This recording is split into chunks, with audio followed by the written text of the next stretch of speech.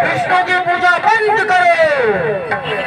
ये कोई बात नहीं हुई बेटा, मैं अपने हरि के चरणों में लीन हूँ। आप लोग मेरी तपस्या भंग ना करें और अपने रास्ते जाएं। ये हमारा लंकेश का राज है, यहाँ पे लंकेश का पूजा होगा। इसका मेरा बंद करो साधु, वरना ये तुम्हारा सामान फेंक देंगे। नहीं, मैं ऐसा नहीं कर सकता। यहाँ तुम सिर्फ लंकेश का नाम ले सकते हो, सिर्फ लंकेश का। देखो लंकेश, मेरा कहना मानो और यहाँ से जाओ, मुझे अपनी पूजा करने दो। ये क्षेत्र लंकेश का है साधु, बात मानो हमारी। तुम यहाँ पूजा नहीं कर सकते।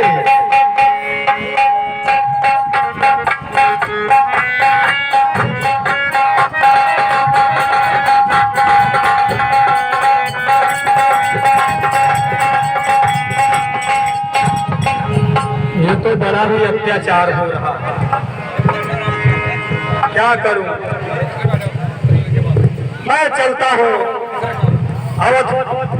अवध नगरी महाराज दशरथ के पास।